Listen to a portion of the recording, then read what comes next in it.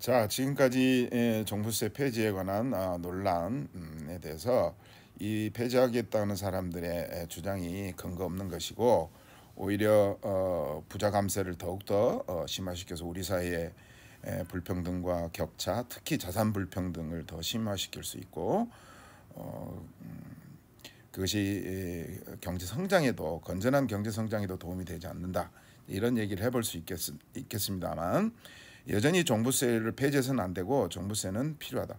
물론 현재의 종부세는 저는 개인적으로 이 종부세가 굉장히 완화가 많이 돼가지고 그런 역할들을 과연 할 수 있을까 의문이라고 생각하지만, 여전히 그 종부세는 폐지해서는 안 되고 유지될 필요가 있다, 이런 차원에서 그것이 왜 그런지에 대한 얘기를 몇 가지 해보겠습니다.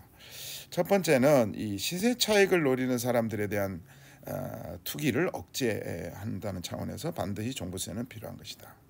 그래서 이제 원래 종부세 도입 목적에도 나와 있었지만 부동산 시장의 안정화, 그 다음에 또 하나 중요한 것은 지방재정의 재원을 확보하는 차원에서도 중요하다.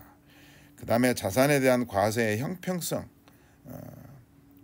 물론 이건 이제 종부세뿐만 아니고 재산세도 그런 이제 측면이 없지 않아 있습니다만은, 특히 종부세는 그런 그 형평성을 추구한다는 목적을 달성하는 데 적합한 세원이다, 이렇게 말씀드릴 수 있을 것 같고, 그 다음에 이제 부자 감세 정부, 윤석열 정부를 그러니까 부자 감세 정부라고 부를 수 있을 거라고 생각합니다만, 이 부자 감세 정부에서 그동안에 윤석열 정부 들어서기 이전에 이런 세원들이 절대 세액이 증가하다가 윤석열 정부 들어서서 이게 감소하고 있다. 이 이제 그림을 보시면은 이제 제가 세 가지를 상속세, 증여세, 종합부동산세 추이를 이제 그림으로 그려놨습니다만은, 종합부동산세도 요 2022년 들어서 이렇게 감소를 하고 있고, 또 증여세 같은 경우에도 이렇게 이제 오히려 감소하고 있는. 물론 이제 상속세 같은 경우에는 2022년도에 7.6조, 2021년도에 6.9조, 7.6조, 8.5조로 이렇게 증가하고 있고, 이번에 종부세 폐지하겠다는 것과 더불어서 상속세 세율을 이제 한 30%로 낮춘다라고 하는 것도 아마 이게 상속세만 유일하게 올라가 있어서 상속세마저도 내리려고 하는 그런 시도인지는 모르겠습니다만은, 어쨌든 윤석열 정부 들어서고 난 다음부터 이 종부세와 증여세는 세수가 감소하고 있다. 특히 종부세는 한 2.2조 원 정도가 감소를 하고 있고, 그 다음에 증여세 같은 경우에도 한 1조 정도가 감소하고 있죠. 그래서 아마 이런 그 부자 감세 정부를 이제 단적으로 보여주는 이 그림이라고 볼 수 있는데, 어쨌든 이런 부자 감세 정부에서 오히려 자산이나 소득의 불평등이나 또 격차가 확대되고, 여기 격차에는 뭐 계층별 격차뿐만 아니고 수도권과 지방 간의 격차, 오히려 이런 것들을 확대되고 있는데, 이걸 방지하기 위해서도 종부세는 필요하다. 그래서 이제 이 부동산 공화국 투기를 확대하는 것은 오히려 비생산적 투자, 이걸 확대심으로써 오히려 혁신의 큰 걸림돌이 된다는 점에서도 이 종부세는 필요하다.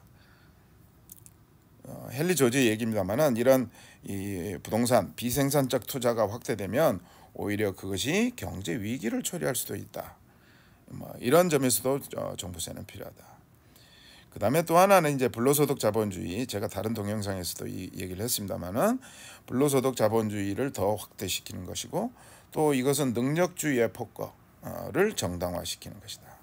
그래서 부동산이나 사실은 불로소득을 통해서 부자가 된 사람들이 마치 자신의 능력이 뛰어나서 그렇게 되는 것, 부자가 되고 더 좋은 일자리를 얻는 것처럼 이렇게 정당화되는, 그거에 비하면은 가난하고 못 살고 좋은 일자리도 못 갖게 되고, 또는 실업자들 같은 경우에는 내가 못나서 그렇다라고 하는 이런 것을 사회에 만연시키는 이런 인식들을, 그래서 이제 이런 측면에서도 이 종부세는 필요한 것이다. 또 하나는 이건 이제 마이클 샌델의 얘기입니다만은, 노동의 존엄성이 추락되는, 그러니까 갈수록 생산적인 활동보다는 비생산적인 활동에서 얻는 수입이나 소득이 더 커지고, 그것이 정당화되면 될수록 굳이 내가 노동을 해서 이런 소득을 얻어야 되겠다. 이런 생각들이 점점 더 약화되는 것이죠. 그래서 노동의 존엄성이 추락한다는 점에서도 이건 문제가 있는 것이고, 그래서 종부세가 필요하다. 그 다음에 이제 계속 얘기했습니다만은 지속 가능한 지방 재정을 악화시킨다. 그래서 오히려 이런 종부세들을 통해서 지방이 지방 소멸을 막는 여러 가지 대책이라든지 정책이라든지 이런 거를 할 수 있는 재원이 갈수록 줄 수밖에 없는 거고, 그렇게 되면 지방 소멸을 오히려 더 과속화돼서 이 종부세가 이런 지방 소멸 가속화 방지 역할을 할 수 있는 그런 기능을 점점 더 떨어뜨릴 수밖에 없게 된다. 그 다음에 또 하나는 이제 기본소득에 대한 얘기입니다만은 이 공유부 배당 기본소득. 이게 출발점으로서 이제 토지 초과이득세. 이제 우리로 치면 이 토지 초과이득세가 종부세에 해당하는 것이죠. 이런 종부세를 그래서 폐지하면 우리 사회가 갈수록 이제 제4차 산업혁명이라 그래서 이런 기본소득의 필요성들이 점점 더 높아지고 있는데, 이제 이 종부세가 폐지됨으로써 이런 기본소득의 출발점이라고 할 수 있는 이런 얘기들을 불가능하게 되고, 이런 토지 초과 이득세뿐만 아니고 예를 들면 데이터세라든지 구글세라든지 이런 기본소득의 재원으로 될 수 있는 논의마저도 못하게 되는 사태가 발생하지 않을까, 이런 우려가 생깁니다. 그 다음에 이제 마지막으로 일부 야당에서 종부세 폐지에 동조하는 발언을 하는 사람들인데, 이 사람들한테 들려주고 싶은 얘기입니다만은, 야당이면 무주택 서민이라든지 청년들이라든지 또는 취약계층 이런 서민들을 위한 정당으로서 또는 대중정당으로서 정체성을 확립해 가야 되는데, 오히려 이런 종부세를 폐지한다고 하면 이런 서민들을 위한 정당으로서의 정체성을 포기하자는 건가요?